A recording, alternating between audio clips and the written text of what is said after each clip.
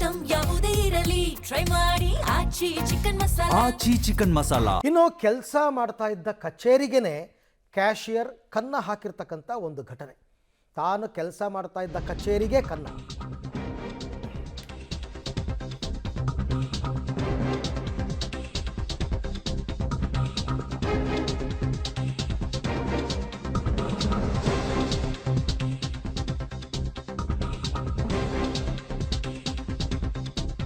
ಕೆಲಸ ಮಾಡ್ತಾ ಇದ್ದ ಕಚೇರಿಗೆ ಕ್ಯಾಶಿಯರ್ ಕನ್ನ ಹಾಕಿರುವಂತಹ ಪ್ರಕರಣ.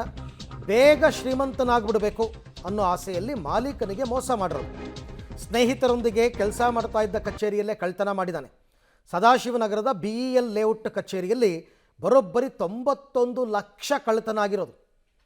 ಕಳ್ಳತನದ ಹಣದಲ್ಲಿ 2 ದಿನಕ್ಕೆ 10 ಲಕ್ಷ ರೂಪಾಯಿ ಖರ್ಚು ಮಾಡಿದ್ರಂತೆ ಆರೋಪಿಗಳು. ಪುಕ್ಸಟ್ಟೆ ದುಡ್ಡು, ಕದ್ದಿರೋ ದುಡ್ಡು. ಯಾರಪ್ಪನ ಮನೆದು 10 ಲಕ್ಷ ಖರ್ಚು ಮಾಡಿದ್ದಾರೆ 2 ದಿನಕ್ಕೆ. ಫ್ರೆಂಡ್ಸ್ ಜೊತೆ ಸೇರಿಕೊಂಡು, ಅಂದರೆ ಆತ ಕ್ಯಾಶಿಯರ್ ಆಗಿ ಕೆಲಸ ಮಾಡ್ತಾ ಇದ್ದಾನೆ ಅಂದರೆ ಅವನಿಗೆಲ್ಲ ಗೊತ್ತಿರುತ್ತೆ. ಇಲ್ಲಿ ಎಷ್ಟು ದುಡ್ಡಿದೆ, ಏನು, ಎತ್ತ, ಎಲ್ಲಿಟ್ಟಿದ್ದಾರೆ ಎಲ್ಲ ಗೊತ್ತಿರುತ್ತೆ. ನರಸಿಂಹ ಎಂಬ ಬಿಲ್ಡರ್ ಕಚೇರಿಯಲ್ಲಿ ಧನಂಜಯ ಅನ್ನೋ ವ್ಯಕ್ತಿ ಕೆಲಸ ಮಾಡ್ತಾ ಇದ್ದ. ಕಳೆದ 3 ವರ್ಷಗಳಿಂದ 30,000ಕ್ಕೆ ಸಂಬಳಕ್ಕೆ ಅಲ್ಲಿ ಕೆಲಸ ಮಾಡ್ಕೊಂಡಿದ್ದ.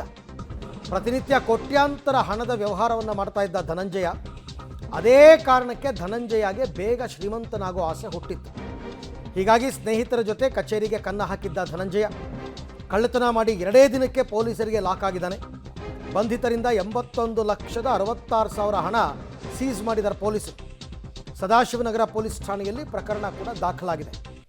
ನೋಡಿ, 2 ದಿನಕ್ಕೆ ಅವರು 10 ಲಕ್ಷ ಖರ್ಚು ಮಾಡಿದ್ದಾರೆ. 2 ದಿನಕ್ಕೆ ಹಿಡಿದಾಕಿದ್ದಾರೆ.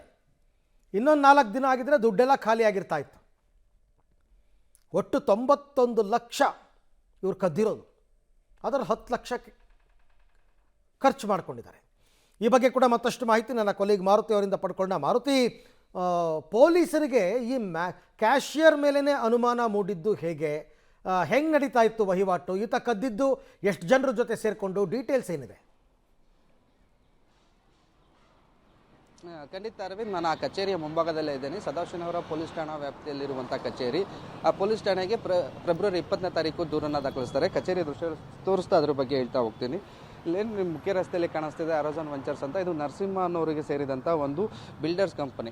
ಈ ಕಂಪನಿಯಲ್ಲಿ 3 ವರ್ಷದಿಂದ ಧನಂಜಯ ಎಂಬಾತ ಕ್ಯಾಶಿಯರ್ ಆಗಿ ಕೆಲಸ ಮಾಡ್ತಿರ್ತಾನೆ. ಕ್ಯಾಶಿಯರ್ ಆಗಿ ಕೆಲಸ ಮಾಡ್ತಿದ್ದ ಇದು ಏನು ಗಣಿಗಾರಿಕೆ, ಮೈನಿಂಗ್ ಸಂಬಂಧಪಟ್ಟದ್ದು ಮತ್ತು ಬಿಲ್ಡರ್ಸ್ ಕಂಪ್ನಿ ಆಗಿರೋದ್ರಿಂದ ಸಾಕಷ್ಟು ವ್ಯವಹಾರಗಳಾಗ್ತಿರುತ್ತೆ. ಇಲ್ಲಿ ಬಂದು ಏನು ಹಣ ಡೆಪಾಸಿಟ್ ಮಾಡೋದು ಇದನ್ನೆಲ್ಲ ನೋಡ್ತಿರ್ತಾನೆ. ಹಾಗಾಗಿ ಬೇಗ ಶ್ರೀಮಂತ ಆಗಬೇಕು, ಮತ್ತು ಎಲ್ಲಿ ಹಣ ಇಡ್ತಿದ್ರು, ಮತ್ತು ಈ ಕಚೇರಿಗೆ ಬರೋ ದಾರಿ ಯಾವುದು, ಕೀಗಳು ಇದೆಲ್ಲ ಆತನಿಗೆ ಗೊತ್ತಿರೋ ಕಾರಣಕ್ಕೆ ಆತನ ಸ್ನೇಹಿತರು ಏನಿದ್ರು ಶಿವಮೊಗ್ಗ ಮತ್ತು ದಾವಣಗೆರೆ ಭಾಗದಲ್ಲಿದ್ದಂತಹ ಪ್ರವೀಣ್ ಮತ್ತು ಸುನೀಲ್ ಮತ್ತು ಇನ್ನೂ ಮೂರು ಜನ ಸ್ನೇಹಿತರನ್ನು ಕರೆಸ್ಕೊಂಡು ಫೆಬ್ರವರಿ 20ನೇ ತಾರೀಕು ರಾತ್ರಿ ಈ ರೀತಿಯ ಒಂದು ಕನ್ನ ಹಾಕುವಂಥ ಕೆಲಸ ಮಾಡ್ತಾನೆ. ಕಚೇರಿಗೆ ಹೋಗುವಂತಹ ಗೇಟನ್ನು ಒಡೆದು ಒಳಭಾಗ ಹೋಗಿ ಅವನು ಕ್ಯಾಶಿಯರ್ ಆಗಿ ಕೆಲಸ ಮಾಡ್ತಿರೋದ್ರಿಂದ ಎಲ್ಲಿ ಕ್ಯಾಶ್ ಇಟ್ಟಿದ್ದು ಅದು ಕಂಪ್ಲೀಟ್ಲಿ ಆತನಿಗೆ ಗೊತ್ತಿರುತ್ತೆ. ಆ ಕ್ಯಾಶನ್ನು ಎತ್ಕೊಂಡು ಹೋಗಿರ್ತಾನೆ. ಎತ್ಕೊಂಡು ಹೋದ ನಂತರದಲ್ಲಿ ಆತ ಎಂದಿನಂತೆ ಕೆಲಸಕ್ಕೆ ಕೂಡ ಹಾಜರಾಗ್ತಾನೆ.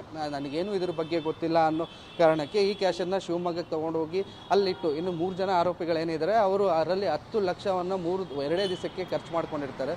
ಪೊಲೀಸ್ ಠಾಣೆಗೆ ದೂರು ದಾಖಲಾಗ್ತಿದ್ದಂಗೆ ಪೊಲೀಸರು ಎಲ್ಲ ರೀತಿಯ ಆಯಾಮಗಳಲ್ಲಿ ಪರಿಶೀಲನೆ ನಡೆಸೋಕೆ ಶುರು ಮಾಡಿದಾಗ ಈತನ ಮೇಲೆ ಒಂದು ಅನುಮಾನ ಬರುತ್ತೆ. ಕ್ಯಾಶಿಯರ್ ಆಗಿ ಕೆಲಸ ಮಾಡ್ತಿರ್ತಾನೆ, ಎಲ್ಲಿ ಕ್ಯಾಶ್ ಇರುತ್ತೆ. ಯಾಕಂದರೆ ಕಳ್ಳತನ ಮಾಡೋಕ್ಕೆ ಬಂದವರಿಗೆ ಕ್ಯಾಶ್ ಬಾಕ್ಸ್ ಎಲ್ಲಿರುತ್ತೆ ಅನ್ನೋದು ಯಾವ ಕಳ್ಳನಿಗೂ ಗೊತ್ತಿರೋದಿಲ್ಲ. ಇಲ್ಲಿ ಯಾರೋ ಗೊತ್ತಿರೋರೇ ಇದರಲ್ಲಿ ಕೈ ಚಳಕ ಇದೆ ಅನ್ನೋದು ಪೊಲೀಸರಿಗೆ ಒಂದು ಪ್ರಾಥಮಿಕ ಅನುಮಾನ ಬಂದಾಗ ಈತನನ್ನು ಎನ್ಕ್ವೈರಿ ಮಾಡಿದಾಗ ಈತ ಸತ್ಯನ ಒಪ್ಕೋತಾನೆ. ನಾನು ದುಡ್ಡಿನ ಆಸೆಗೋಸ್ಕರ ಈ ರೀತಿ ನನ್ನ ಸ್ನೇಹಿತರ ಜೊತೆ ಸೇರಿ ಕಳ್ಳತನ ಮಾಡಿದ್ದೀನಿ ಅಂತ. ದುಡ್ಡು ಎಲ್ಲಿದ್ದಾರೆ ಶಿವಮೊಗ್ಗದಲ್ಲಿ ಆ ರಿಕವರಿಗೆ ಹೋದಾಗ ಅಲ್ಲಿ ಒಬ್ಬನನ್ನು ವಶಕ್ಕೆ ಪಡೆದಿದ್ದಾರೆ. ಇನ್ನಿಬ್ಬರು ಈಗ ತಲೆ ಮರೆಸ್ಕೊಂಡಿದ್ದಾರೆ.